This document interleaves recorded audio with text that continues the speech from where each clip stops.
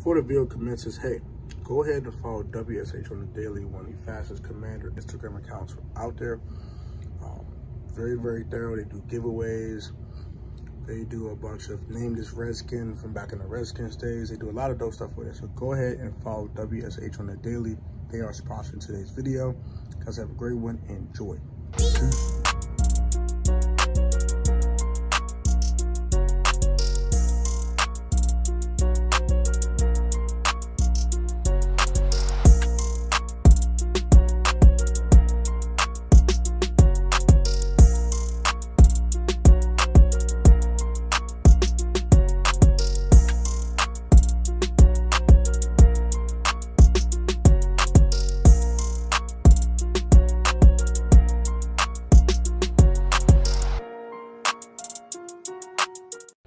What's up, everybody? It is your boy Protect Sports from the Protect Sports Network, back on the video for y'all today.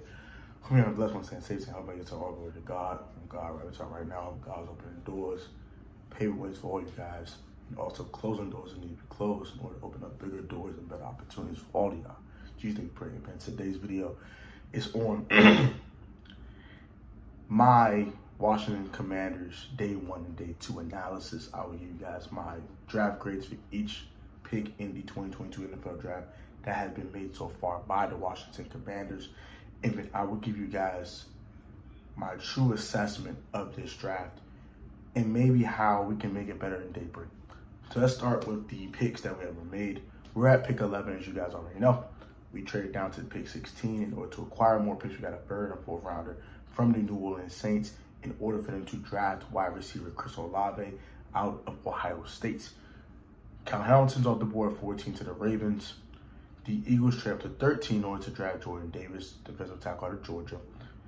I forgot who the Texans took at 15, so don't quote me. And then we draft wide receiver Jahan Dotson out of Penn State University at pick 16. Now, Jahan Dotson is a pretty good wide receiver. Let me not get that twisted. Let me go ahead and state that off the break. It's a pretty good wide receiver. He was not worth the 16th pick in the draft. So I have to dock them for that. The value was not there at 16. I have to dock them for that. Let's start with that. Number 2. You pass on elite talent. I got to dock you for that. So this pick to me is a C- because you did not get correct value. And also you pass on elite talent, such as Kyle Hamilton, safety out of Notre Dame. You allowed the Ravens to draft them. The team that's right up 95 in Baltimore, not a big fan of it. Next, with the 47 pick in the 2022 NFL draft, the Washington Commanders drafted, I don't know how to pronounce his first name, so I'm not going to try to. But Mr. P. Mathis out of Alabama, the defensive tackle. He's like 6'5", 320 pounds. Big kid. Very disruptive defensive tackle. Explosive for his size. He can shed blocks well, things of that nature. My problem is not the player. Once again, it's not the player. It's the value of the pick that you're using on said player. You're using a pick on a guy that even admitted himself that his agent told him he would not be drafted between the 3rd and 4th round of the draft. And you draft him at 47. Slap in the face, that's stupid. You get an F for that by itself. Next. Finally, the 98th pick in the 2022 NFL draft, the Washington Commanders drafted Brian Robinson Jr., running back out of Alabama. Now, he was about the 114th, 13th best player on the board around there. So this is not terrible value, but it's still a reach. Really good running back, though. I do like what he brings to the table. It's definitely a really good chance to pace back for Antonio Gibson. So I don't dislike the pick per se. I don't love the pick, though. I will give that one a C-. So an F, I mean, it's an F. When I grade Fs, I grade Fs at 50. So it's a score of 50. There's C- was 70, say 70. And then with the C+, I'm going to say it's a 77. I have what, 127, 197, Toby 68, 69 around there. So it's a D+. D+ for the Commanders so far. Not a big fan of this draft. Decent football players, decent talent, but they pass on elite talent, which is very disappointing. Now, I'm going to get to my actual point of this video, which is not the analysis, it's just the first part of the video. Let's get to the second part of this video, which is my assessment. This is the replacements draft, bro. They're drafting replacements for people on the roster. I think Jahan Dotson is a replacement for Ira Curtis Samuel if he does not pan out here next year and stays hurt and stays injured, or a replacement for our #1 receiver currently in Terry McLaurin if Terry McLaurin does not get his money, and in 2 years after 2 franchise tags, he will to walk. Honestly, this is my honest assessment. Don't want to butcher his first name, so I'm not going to try it. Mr. Mathis is a replacement for Daron Payne. Both of them played at Alabama. Both are really good, really disruptive defensive tackles. And I believe Daron's going to walk next year. So with Daron walking next year, you have a guy in Mathis who can start for you next year. And right now, it could be a really good rotational piece for you. And finally, Brian Robinson Jr. is an insurance policy for Antonio Gibson. If Gibson keeps getting hurt, if Gibson keeps fumbling, things of that nature. Matter of fact, I'm going to go on a limb. He is going to replace Antonio Gibson in 2 years. He will replace Antonio Gibson in 2 years. They're going to use up Antonio Gibson. They're going to run him to the ground, just like the Cowboys did with DeMarco Murray, just like these other dudes do with these other running backs. Specifically what happened with DeMarco Murray, just the perfect example. They're going to give Antonio Gibson 350, 325 touches. They're going to run that boy into the ground. And then in year 4, you say, hey, guess what, Antonio? You get hurt too much. Guess what? You fumble too much. Guess what? We're not keeping you. We're going to let you walk.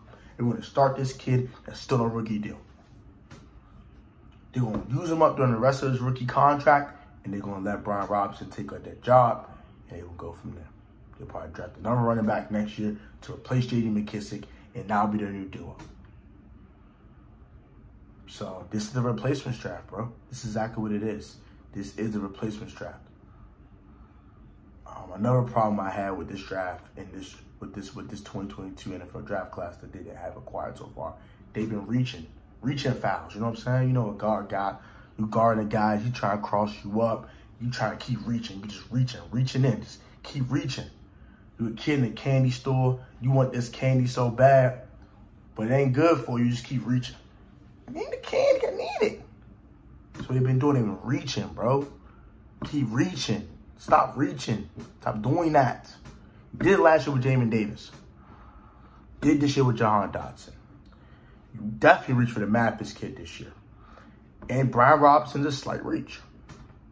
Even Benjamin St. Jude was a slight reach. It's like a 4th round pick value-wise. You got a mid-3rd round. It's a slight reach.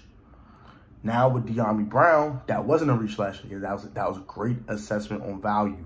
You got him at the correct pick. I cannot fault you for that. That's good stuff. Now, Dyami did not do anything last year, but we didn't know that was going to happen. So during that time, I could let that slide. It's not bad. Sam Cosmi, great pick. Great value. Do more of those. Not reaching for players. Stop doing that. Stop reaching for players. Stop drafting replacements on that are already on the roster. But I understand the Mathis pick to a certain extent because Daron's going to walk.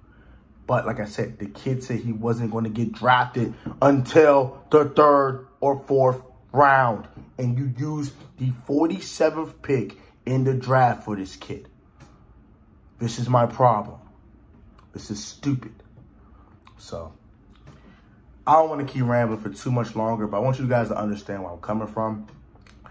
I had to give these guys a D+ because they were reaching for talent, but they didn't have to do so. They could be a lot more patient. They were the Kings, so gimme. They were that defender. Give me the ball. But you just be patient, wait for the kid to get caught lacking, snatch some cookies out of his hand. So, yeah, we just drafted a defensive back out of Louisiana with our 4th round pick. So I'll talk about that. I'll talk about the Dave Brees stuff when I get back home tomorrow or on Monday. I do have the day off on Monday as well. So That's going to do it for me, man. That's my complete assessment on this draft. This is the replacements draft. Enjoy these replacements because they're going to be replacing some players that you like on this roster. Now, take it easy. I love y'all. Stay safe. Peace, love, and blessings. I'm out of here, bro. Peace.